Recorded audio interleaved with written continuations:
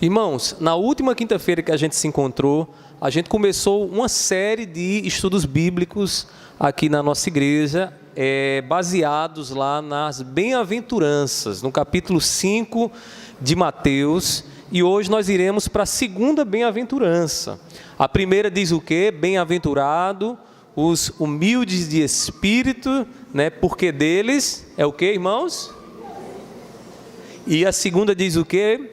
Bem-aventurado os que choram, porque serão consolados. Então vamos ler todos juntos essa passagem.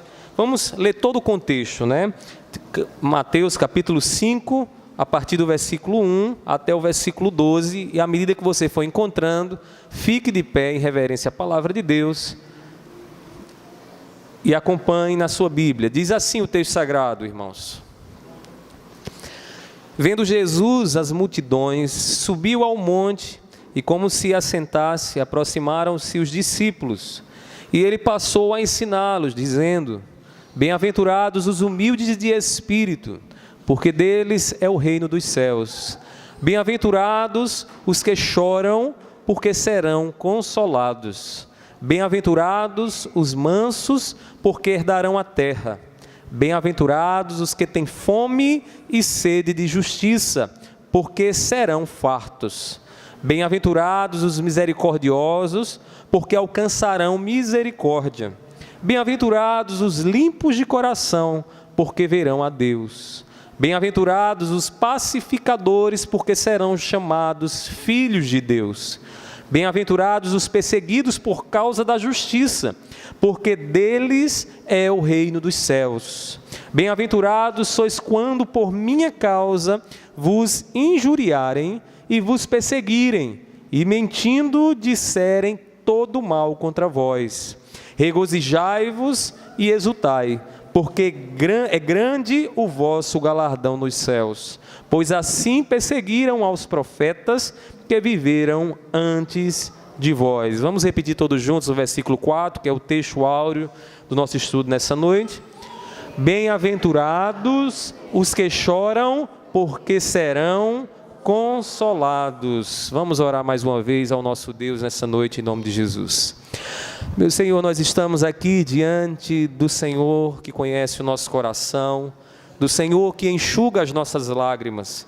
Nós te pedimos nessa noite que o Teu Espírito nos ilumine, que o Teu Espírito nos dê entendimento na Tua palavra, para que possamos sair daqui, Deus, edificados, fortalecidos pelo Senhor.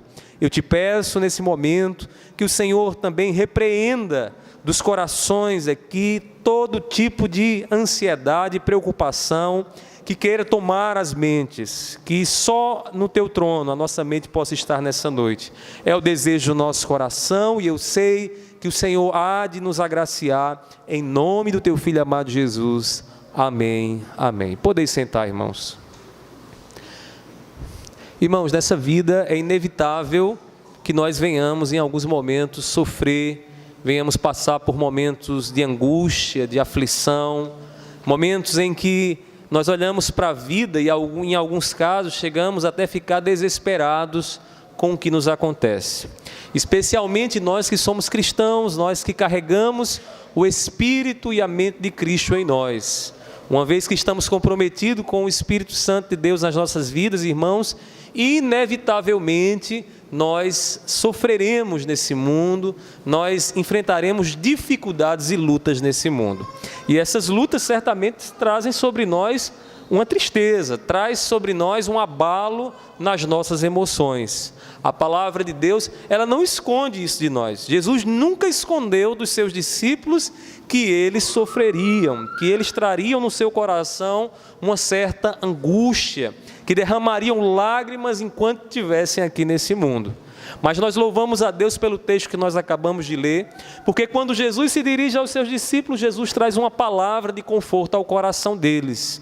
Jesus chama de feliz aqueles que choram, e aí nós colocamos um detalhezinho: choram, mas choram pela causa dele, choram pela vida dele que carregam em si. E aí ele diz que estes têm sobre si a promessa maravilhosa de que serão consolados. Então, olhando para esse texto, nós encontramos aqui, num contexto maior, uma marca que é evidente na vida de um cristão verdadeiro. Uma marca que aqueles que nasceram de novo carregam em si, e como marca, ela precisa ser vista, ela precisa ser mostrada no mundo.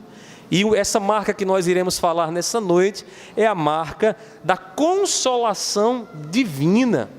Os verdadeiros cristãos, eles vivem dificuldades aqui na terra, eles passam luta aqui na terra, mas eles também carregam em si, no seu coração e na sua vida, a marca do consolo de Deus. Eles são consolados pelo Espírito Santo de Deus. Eles não estão desolados, sem esperança, mas eles conseguem olhar para o futuro e aguardar no futuro a consolação e a bênção divina sobre a sua vida. Consolação esta que não só é no futuro, mas que já é derramada sobre nós pela fé em nome de Jesus. A segunda bem-aventurança que nós iremos tratar nessa noite, vai tratar exatamente, diz respeito exatamente a isso, ao consolo de Deus para nós. Você que está aqui nessa noite, não sei como é que anda a sua vida, alguns de vocês eu sei, outros eu não sei, mas certamente o teu coração talvez guarde alguma dor e alguma tristeza profunda. E o meu desejo é que a palavra de Deus, ela seja um bálsamo, que ela traga para você o consolo, a paz do Espírito Santo de Deus nessa noite. E quem vai trazer isso para nós é Jesus, nessas palavras que nós aqui acabamos de ler. Nela nós aprendemos algumas verdades confortadoras acerca da consolação divina. Algumas verdades que você vai fazer o seguinte, você vai passar em revista o seu coração e vai perguntar: Senhor, eu tenho de fato experimentado o teu consolo na minha vida? Você vai perguntar a si mesmo nessa noite o seguinte: Senhor, diante da tristeza que me abate, quando eu olho para minha mãe, quando eu olho para o meu pai, será que eu tenho sentido no meu coração o teu consolo? Então eu gostaria que você pudesse atentar para essas verdades que Jesus aqui nos ensina nessa passagem. E a primeira verdade que Jesus nos mostra aqui, irmãos, é que a consolação divina na vida de um cristão faz parte da sua felicidade. Felicidade. A felicidade do cristão é composta pelo consolo de Deus. Quando nós somos consolados pelo Senhor, o nosso coração se enche de satisfação, se enche de prazer. Deus, Ele traz o consolo sobre nós como parte dessa bênção que é a felicidade em nossas vidas. Jesus, Ele chama aqui no versículo, observe aí na sua Bíblia, no versículo de número 4, Ele chama de bem-aventurados. Aqui poderia ser traduzida a palavra grega por felizes, os que estão vivendo momentaneamente tristeza nessa vida. É isso que Ele está dizendo aí. Bem-aventurados os que choram. Esse choro aí é o que? É a expressão de uma tristeza momentânea. É a expressão daquele que vive nesse mundo e enfrenta nesse mundo os conflitos de testemunhar de Cristo e sofrer oposição pelo testemunho de Cristo que carrega. E graças a Deus, porque essa tristeza não é eterna, é uma tristeza momentânea. Todo cristão sabe, irmãos, que o que nós estamos passando aqui nessa terra, quando olhamos à nossa volta e o nosso coração é muitas vezes pressionado, atribulado, e a angústia vem, nós sabemos que essa angústia não é por toda a vida, que essa angústia tem um tempo para acabar. E Jesus chama estes que experimentam esse tipo de angústia e aflição no seu coração de felizes, Isso vai totalmente de encontro a qualquer ensinamento que nos ensine, que nos diga que o cristão aqui do mundo tem que passar sem sofrer, sem derramar lágrimas, sem se angustiar. Jesus diz que bem-aventurados são os que choram. Bem-aventurado nessa passagem implica em estar feliz por causa de uma situação favorável. Pare e pense, irmãos, é ou não é favorável para nós chorar nesse mundo? É ou não é estar aqui nesse mundo angustiado? Está num mundo que nós não pertencemos a ele. Está num mundo que não é a nossa habitação final. se você tem sentido esse mundo muito confortável, se você não tem mais desejo de estar na glória de Deus, estar almejando um novo céu e uma nova terra, cuidado com o seu coração, porque o seu coração pode estar aprisionado a essa terra. Jesus vai dizer que felizes são os que choram, e choram porque eles estão angustiados no mundo que não lhe pertence. E aí vem a pergunta: como a nossa tristeza no presente pode ser favorável para nós? Diante do que eu lhe falei, você pode perguntar isso: pastor, como eu posso olhar para toda essa angústia que eu tenho passado e ver nisso algo favorável na minha vida? Eu vou lhe dar duas respostas aqui. A primeira é o seguinte: a tristeza do presente aguça no nosso coração o desejo pela paz de Deus.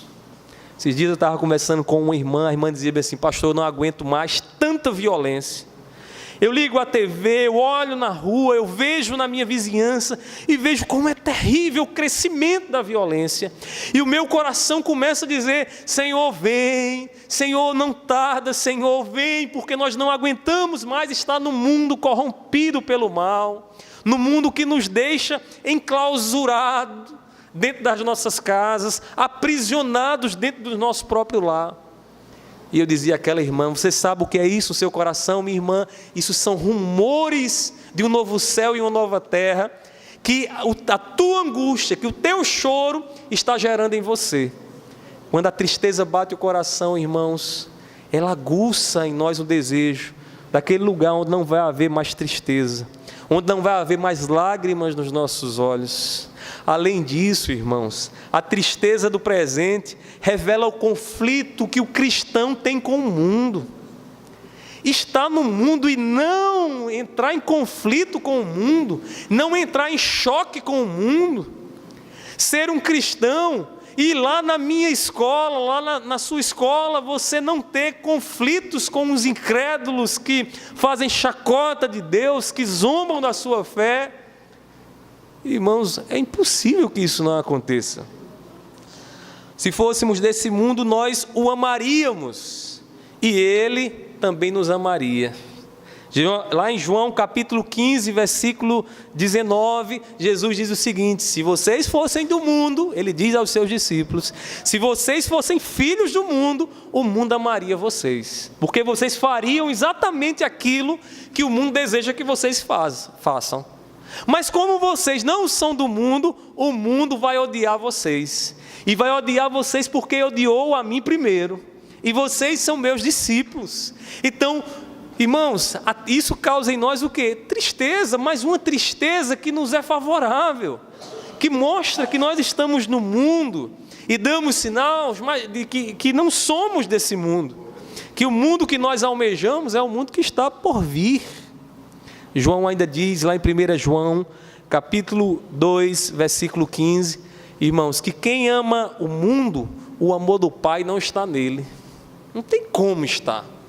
Eu amo demais a vida sem Deus, eu amo demais esse pensamento secular, onde eu posso viver e não pensar em Deus. Isso é mundanismo, isso é mundanismo. Quem ama isso, o amor do Pai não está nele. Com isso nós percebemos aqui, irmãos, que sofrer angústias, sofrer com os conflitos que nós teremos com o mundo nos é favorável. E nos sendo favorável, irmãos, isso nos traz aqui à memória a felicidade que nós temos em Deus. Porque a nossa satisfação não está no mundo, a nossa satisfação está naquilo que Deus prometeu às nossas vidas. Irmãos, devemos olhar com esperança para as nossas tristezas por causa de Cristo. Vou ser bem direto para você.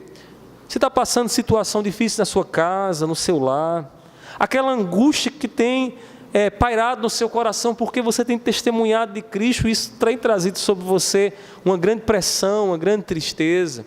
Olhe para essa situação pela perspectiva da esperança bendita que Deus te dá. Olhe pela perspectiva de que essa tristeza revela em você que você não é deste mundo, você não é como eles, como aqueles que te pressionam, você não é como aqueles colegas que te rejeitam, você não é deste mundo. Olhe pela perspectiva de Deus, olhe pela perspectiva da esperança, porque um dia tudo isso será transformado, irmãos. E naquele dia nós encontraremos de fato o nosso porto seguro, a nossa casa, a nossa habitação eterna, onde, irmãos, estaremos diante do nosso Deus, vivendo eternamente com Ele. Todas as vezes que somos contristados por causa do amor de Cristo, precisamos olhar adiante e ver a glória de Deus que Ele tem reservado para nós. Todas as vezes que o coração fica bem pequenininho, bem murchinho, a gente pensa, meu Deus, eu vou desistir, não aguento mais, é muita pressão, é melhor me conformar com eles, né? O coração fica pensando essas coisas, e o pecado e o diabo fica querendo colocar isso na nossa mente. Irmãos, tome cuidado. Se você olhar para as perdas e dores apenas, se você começar a focar demais no que você tem sentido e sofrido por causa de Cristo, só para isso, só para a dor, só para a angústia, o teu coração será tentado. O teu coração será tentado a abrir mão do conforto eterno pelo conforto presente. Porque aí você vai estar se conformando ao mundo. O mundo não vai ter mais nenhum tipo de conflito com você. Mas nessa situação, você também não terá mais parte alguma com a eternidade, não terá mais parte alguma com Deus. Guarde no seu coração, melhor é chorar com esperança do que rir com desespero. Melhor é chorar e dizer, Senhor, eu estou chorando, está difícil, não suporto. Nos nossos lamentos dizemos isso muitas vezes, não aguento mais.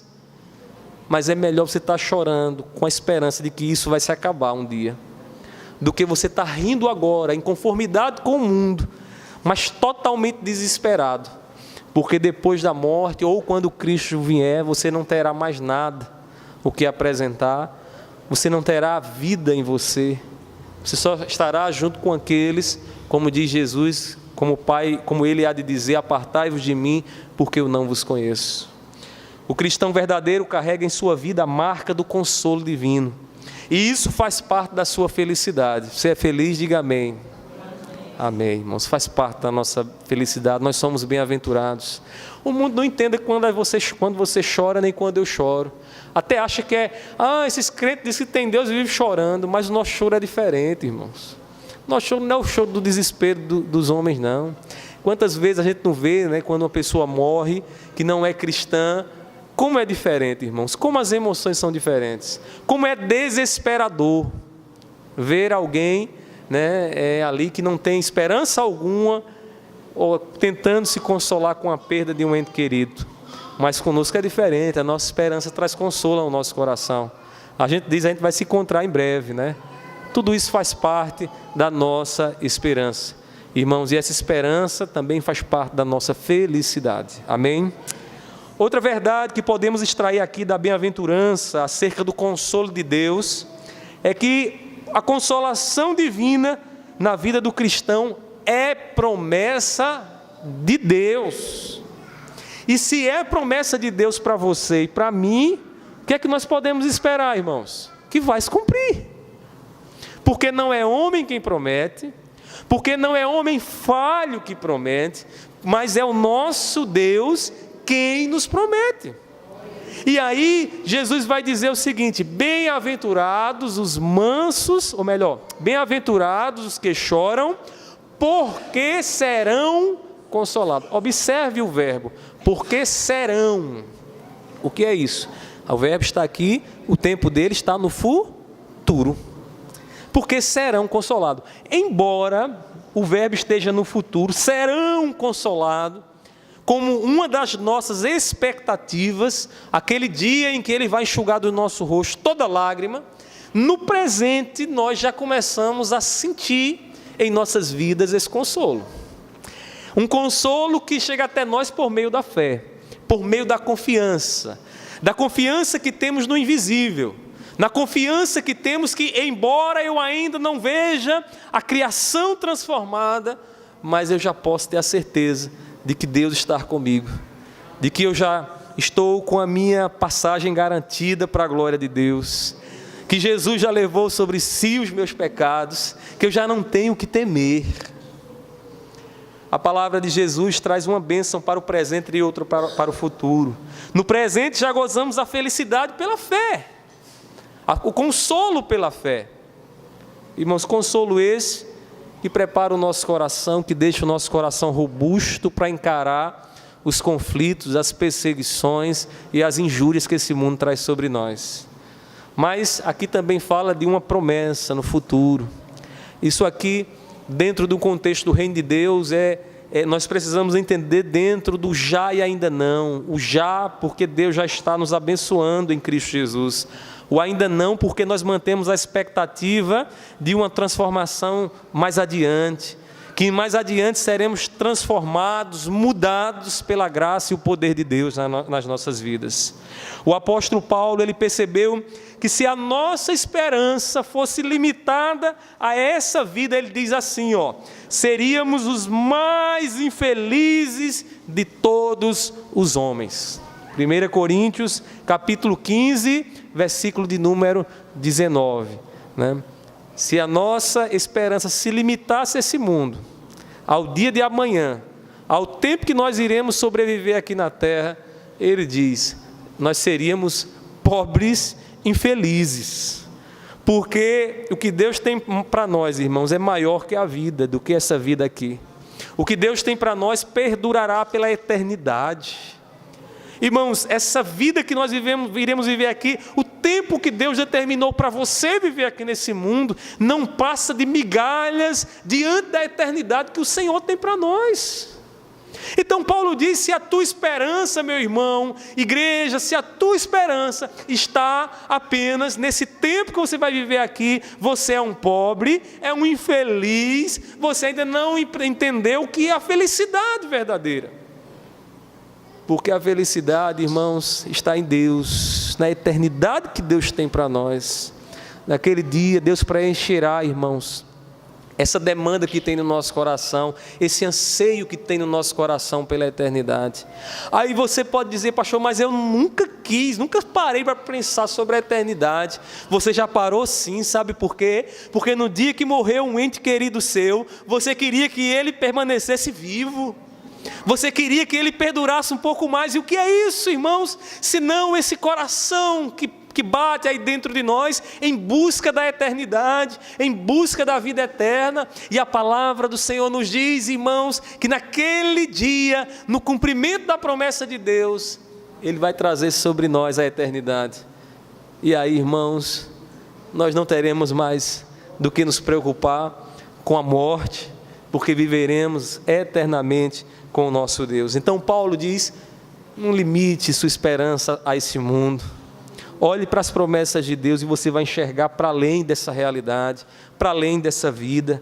O consolo de Deus é uma promessa para os seus filhos, ela se concretizará no futuro. Naquele dia se cumprirá a promessa que diz assim, Apocalipse capítulo 21, versículo 4. E lhes enxugará dos olhos toda lágrima, e a morte já não existirá. Já não haverá luto, nem pranto, nem dor, porque as primeiras coisas passaram, aleluia. Irmãos, que texto belo, isso é uma poesia para nós, irmãos, isso é lindo demais. A dor não mais existirá, a morte já não mais nos assombrará, as debilidades desse corpo mortal, as fraquezas desse corpo mortal já não nos causará pavor. As primeiras coisas, esse mundo, esta realidade vai passar, vai ficar para trás. Você está andando numa via, ou você está se despedindo de alguém na rodoviária, você dá um aceno para ele e diz, olha, tchau, até um outro momento. Você está passando por ele. Irmãos, assim diremos um dia aqui deste mundo, tchau mundo, tchau mundo corrompido. Estaremos então assim entrando na eternidade com o nosso Deus. E naquele dia, irmãos, não há de se comparar. Não há de se comparar este mundo ao que Deus tem reservado para nós. em meio às tuas tristezas, alimente a tua alma com a promessa de Deus. E que promessa de Deus é essa que está por vir? Um dia você será consolado. Um dia tuas lágrimas não serão mais lágrimas de tristeza, mas lágrimas de alegria diante do Senhor.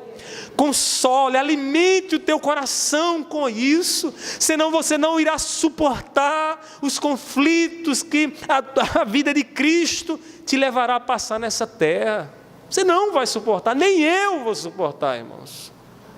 Alimenta o teu coração, não queira alimentar ele com aquilo que o mundo tem para oferecer, porque o mundo diz para você o seguinte: vai enriquecendo, vai juntando materiais, bens materiais, vai fazendo um ciclo de amizade grande, vai buscando o reconhecimento dos homens, e tudo isso no final vai trazer para você um consolo no teu coração.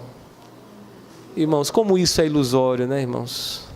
Esses dias eu conversava com uma pessoa, um amigo nosso, ele é empresário do ramo de tecidos, ele faz roupas e tem uma banca de apostas. Ele não é cristão, embora estejamos ali evangelizando e esperamos que ele possa aceitar Jesus de verdade no seu coração. E enquanto eu conversava com a esposa, eles são bem de vida, têm uma condição de vida muito confortável. Irmãos, você poderia olhar para eles e dizer: eles não precisam mais de nada. Nos critérios do mundo eles não precisam, porque o mundo diz que você tem que ter muito dinheiro. Quando você tiver muito dinheiro, então você não precisa mais de nada, você pode fazer o que você quiser. Irmãos, e quando nós pregávamos para eles e mostrávamos para eles a eles o sentido do trabalho e o que é trabalhar sobre a ótica de Deus, irmãos, aquele casal derramava suas lágrimas em desespero e dizia: pastor, a gente trabalha duro, todos os dias acordamos bem cedinho, vamos para a nossa empresa, trabalhamos, mas tem uma coisa, dentro do meu coração existe uma interrogação: qual o sentido disso? E eu estou percebendo que todo o recurso que eu tenho, que todo o dinheiro que eu tenho, não é capaz de preencher o meu coração, que eu estou precisando de algo mais. E a esposa disse: eu sei, meu amor, que a gente precisa de Deus.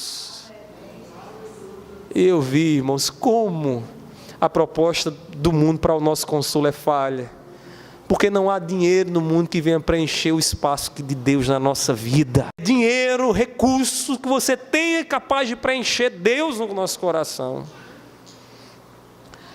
Alimente tua alma não com as propostas do mundo, mas alimente tua alma com a esperança que Deus te dá. Certo filósofo grego, chamado Aristóteles, certa vez percebeu muito bem o que é esperança. Ele não é cristão.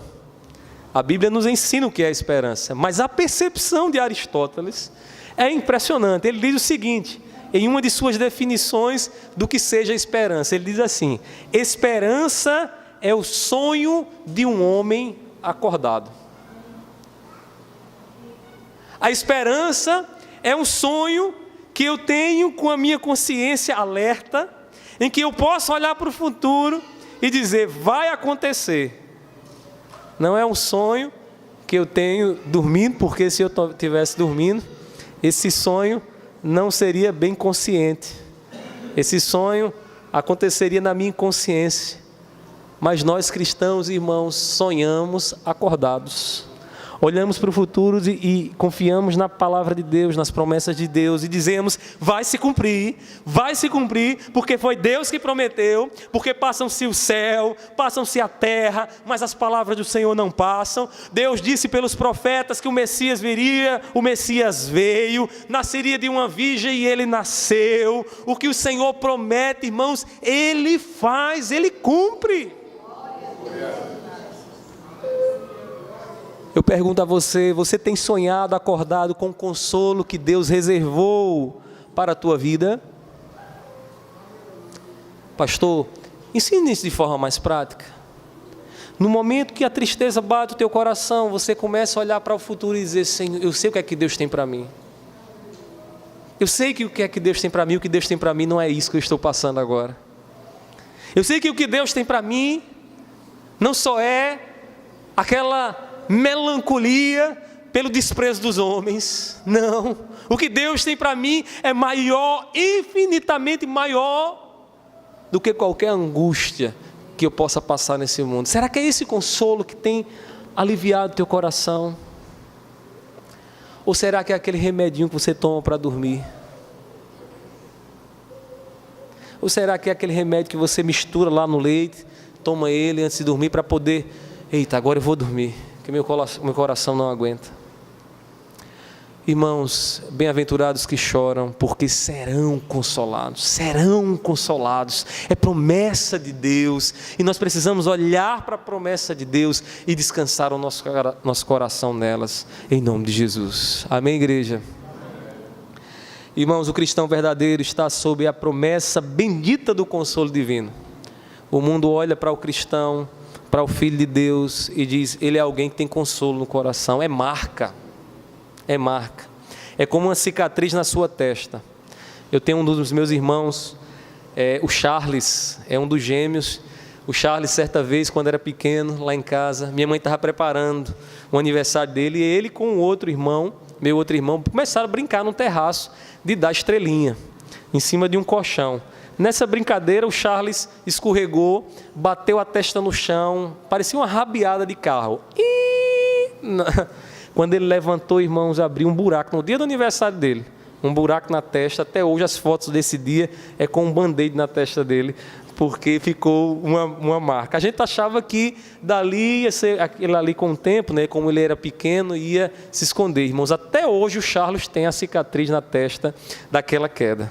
É uma cicatriz visível, é uma marca visível. Da mesma forma, é o consolo na vida de um cristão. É visível como uma cicatriz na testa.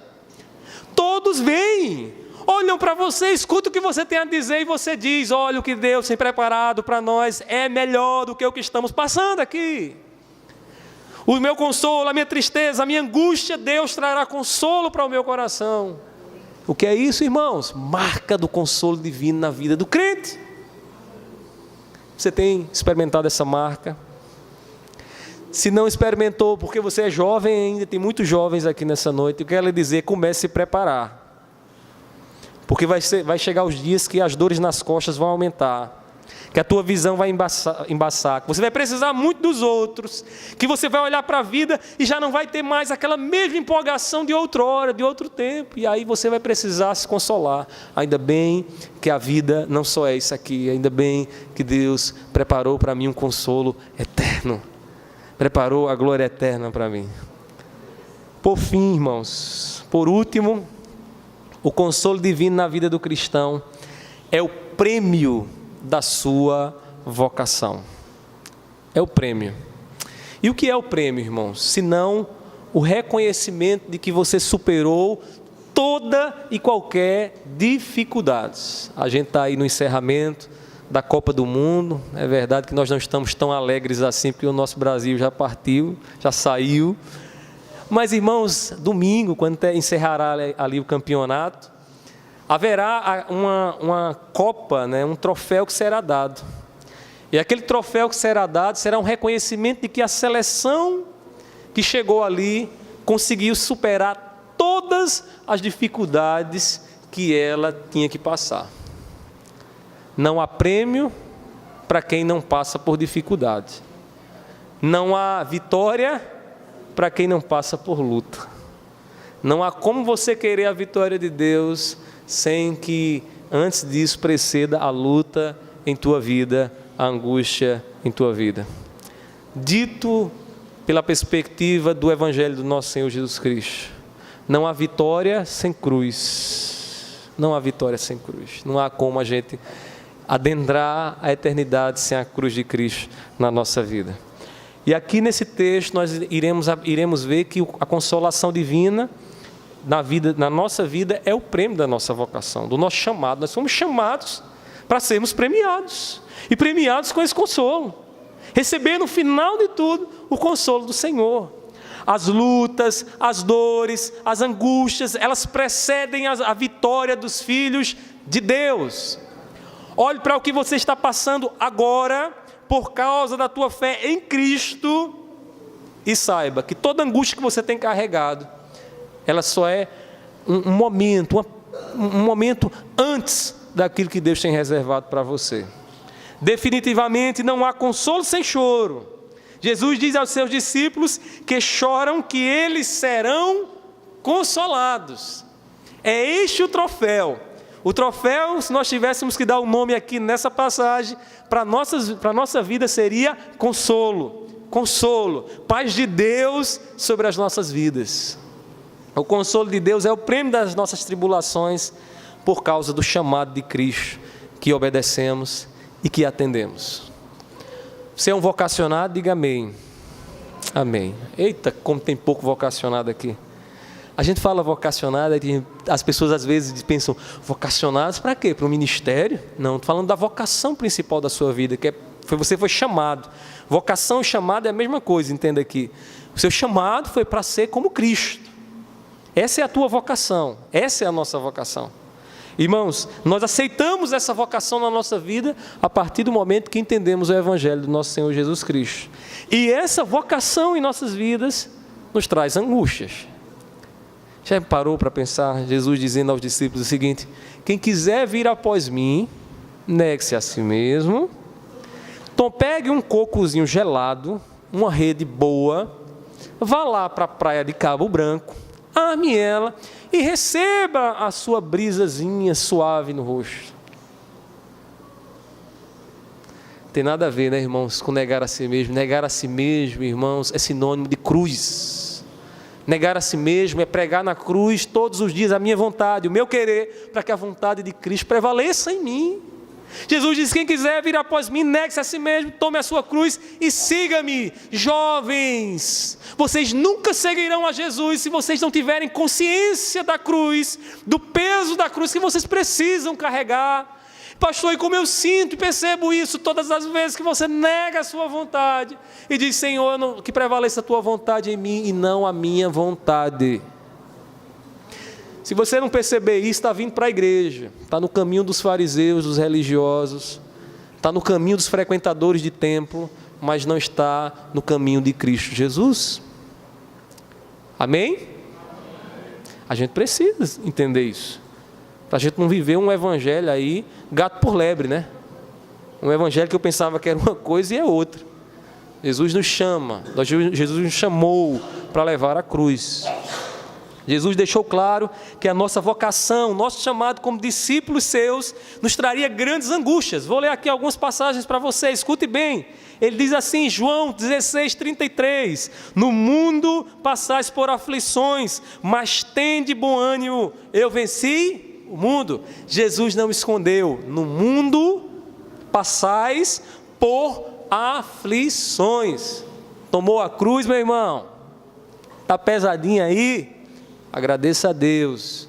A sua aflição é a aflição de Jesus enquanto esteve no mundo. E se você está sofrendo essa aflição, louve a Deus, porque é sinal de que você está nas pisadas de Cristo Jesus. Paulo revelou a seu discípulo Timóteo aquilo que está reservado aos que vivem piedosamente nesse mundo. O que é viver piedosamente? Vivem para Deus, aqueles que vivem como Cristo viveu, para a glória do Senhor. Paulo diz assim, observe aí 2 Timóteo, capítulo 3, versículo 12. Diz assim, ora, todos quantos querem viver piedosamente em Cristo Jesus, serão perseguidos. Quer viver piedosamente em Cristo Jesus, você vai ser perseguido. Você vai ter a aversão do mundo. Você vai ter o incômodo daquele vizinho incrédulo, lhe aperreando, lhe azucrinando, tirando sua paciência, zombando de você, quando você passar na calçada. Ele diz que quem quer viver piedosamente será perseguido. Contudo, irmãos, para estes que são perseguidos, para estes irmãos que vivem as aflições do mundo, Deus reservou o prêmio da sua consolação eterna. Deus reservou para nós o prêmio, a coroa da nossa consolação. A vida cristã é como andar numa corda bamba. Você já foi no circo? Já viu aqueles equilibristas andando na corda bamba? Há um segredo ali. Há um segredo que, se um dia você tiver a oportunidade de perguntar a um equilibrista qual é o segredo, ele vai dizer para você. E o segredo é você poder olhar sempre adiante. Fixar a sua visão num ponto lá no finalzinho da corda e deixar o seu corpo te conduzir em direção àquele foco, àquele ponto. Porque se durante o percurso você olhar para baixo ou olhar do lado, o teu corpo vai perder o equilíbrio e você vai cair. Você não vai conseguir terminar o percurso. Irmãos, essa analogia é uma analogia também da nossa vida como cristãos que choram. Nós estamos aqui no mundo, irmãos, mas precisamos focar os nossos olhos no porvir. Precisamos olhar para diante para que a gente não venha sucumbir. Eu sei que a tentação de olhar para baixo é grande demais. Às vezes as lutas são tão grandes que a gente quer olhar para a terra mesmo e dizer: eu sou desse mundo, eu sou daqui. Olhamos para baixo, irmãos, ficamos numa beiradinha para cairmos. Mas graças a Deus que o Espírito Santo depois restaura a nossa visão e nos bota para olhar para frente. E diz para mim e para você: olhem para frente, não tire os seus olhos de mim, olhem para a glória que está reservada, olhem para o consolo que está reservado para vocês. E nós olhamos adiante, o nosso coração se fortalece e a gente diz: essa vida é só, essa angústia é passageira nessa vida. Para onde você tem olhado nos teus dias de tristeza? Para onde você tem mirado seus olhos?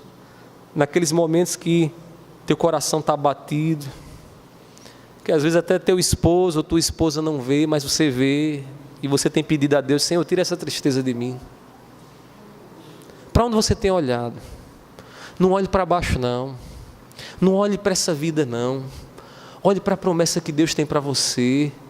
Ele vai enxugar as lágrimas do teu rosto, Ele vai consolar o teu coração, Ele vai tirar do teu coração aquilo que tem sido para você hoje um fardo pesadíssimo sobre você. Ele vai tirar. Olhe para diante, para que você não caia na corda bamba da vida.